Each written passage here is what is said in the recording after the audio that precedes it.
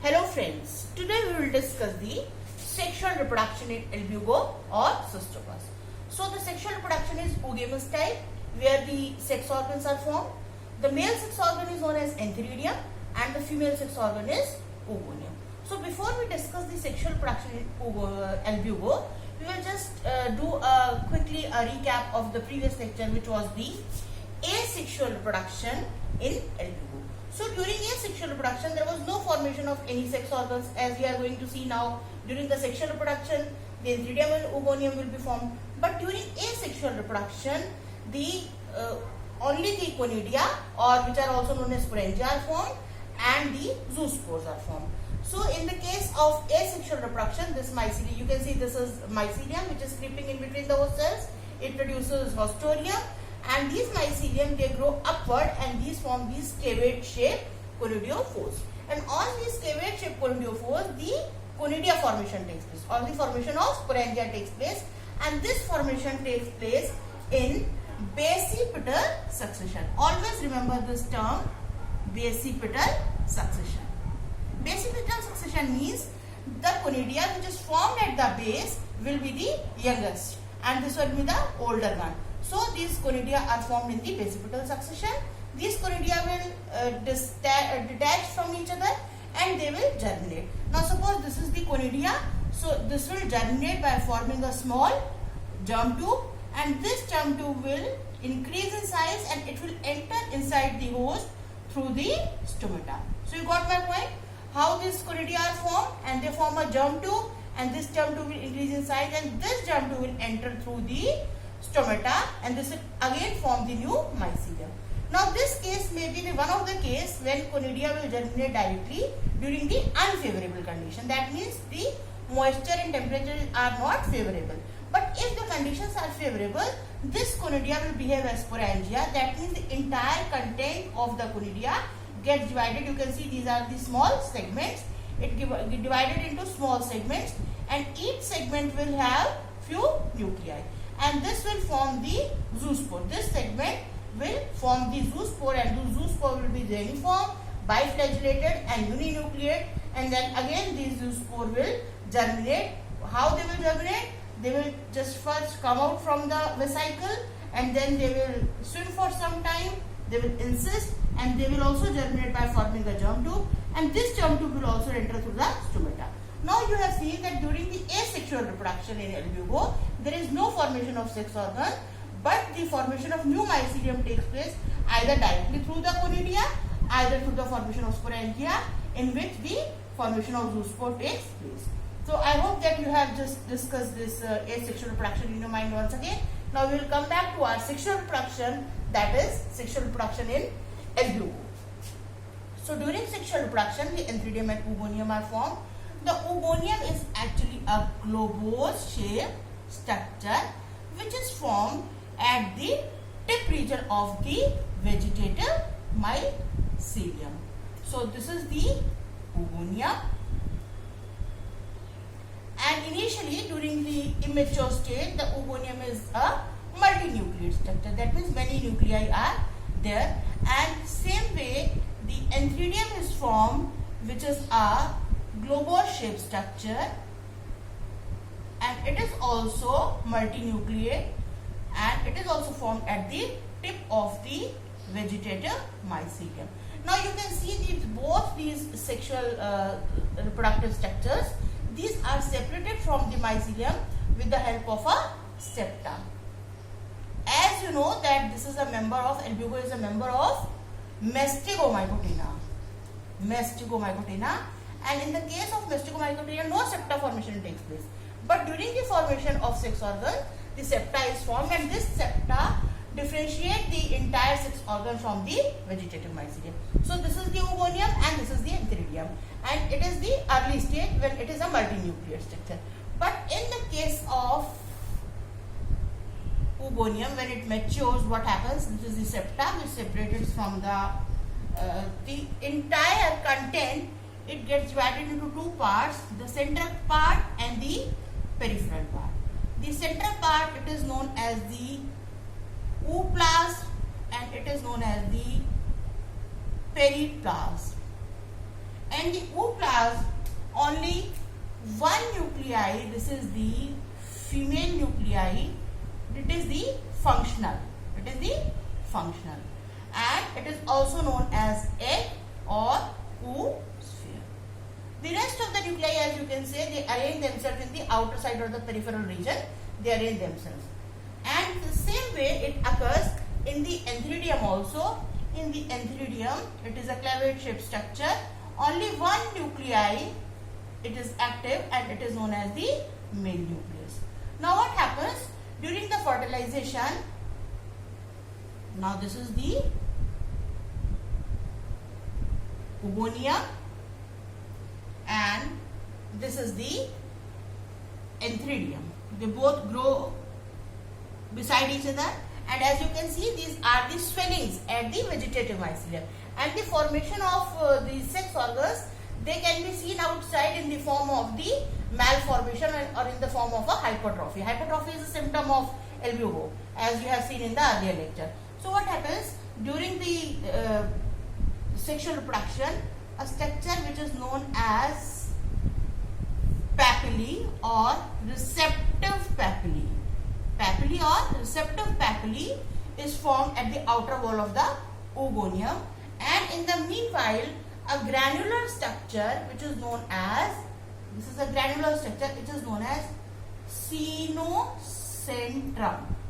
Caenocentrum, it is formed just beside the functional female nucleus. Okay, so this is the oosphere, or it is also known as egg, which is functional nucleus, functional female nucleus inside the oogonia, and a special structure which is known as receptive papillae is formed on the wall of the oogonia, and a structure which is known as caenocentrum. It is a granular structure. It is also formed beside the female nuclei. Meanwhile, a fertilization tube is formed from the antheridium, and this tube enters through this receptive hyphae and reaches up to the oogonia. So this is the fertilization tube. So once again, at the time of fertilization, a fertilization tube is formed from the antheridium, and this tube enters through this special structure which is known as receptive hyphae, and this fertilization tube enters through this receptive hyphae and reaches up to the oospore or egg. Now after this formation of fertilization tube, one of the nuclei which is situated in the center of the antheridium, which is known as the male nucleus or functional male nucleus, it also gets transferred through this fertilization tube, and this fertilization tube opens over here, and now the situation is something like this. This is the oogonium, and this is the female functional nuclei, and this is the male nuclei. Okay, this one is the male and this one is the female. Got my point? So after the formation of fertilization tube, what happens? This male nuclei, it migrates through this fertilization tube and it reaches up to the oogonium. And when this male nuclei, it reaches inside the oogonium, what happens? This special structure, receptive papillae, it disappears. This special structure, caenocentrum, it also disappears. It becomes functional as fertilization tube, and this antheridium degenerates. Now both the nuclei, they remain in contact with each other and they form a diploid structure which is known as oospore. So this oospore is now a diploid structure. Okay, how this oospore is formed? This oospore is formed by the formation or by diffusion of one of the male nuclei and one of the female nuclei. This male nuclei, it came from antheridium. Now this oospore, it is actually a resting structure. It is a resting structure. It remains inside the host tissue, deeper inside the host tissue, and it comes out by the decay of the host tissue. Okay, so it comes out by the decay of the host tissue, and this structure is known as oospore. Now suppose this is the oospore and it is outside the host. Now oospore is, as you know, it is a dormant or resting structure. It shows the outer wall which is warty. Outer wall which is warty. Now during the favorable condition, what happens? This outer wall, it ruptures, and the inner wall, it comes out in the form of a vesicle. So during favorable condition, what happens? The germination of oospore occurs. Okay, the germination of oospore occurs when? During favorable condition. So during germination, this is the outer wall. This is the outer wall which ruptures. And this is the inner wall. And it forms a vesicle-like structure. And inside this vesicle, many zoospores are liberated. Now let's form a nice diagram. This is the outer wall. It is rupturing. It is the inner wall. It is coming out in the form of a vesicle. And inside the vesicle, many zoospores are present. These zoospores are present. And these zoospores come out from the vesicle. As you can see, this zoospore is reniform. This zoospore is biflagellate. And this one is uninucleate. We have discussed earlier the same thing during the asexual reproduction, but this is sexual reproduction in embryo. So what happens when these reniform, biflagellated, uninucleate zoospores, they come out, they swim in the water. They swim in the water film, then they retract their flagella and they become encysted. They retract their flagella and they become encysted. Then they rounds off and they form a small germ tube protuberance. This is germ tube protuberance, and this germ tube protuberance further increases in size and form the mycelium. This mycelium is formed. This is new mycelium.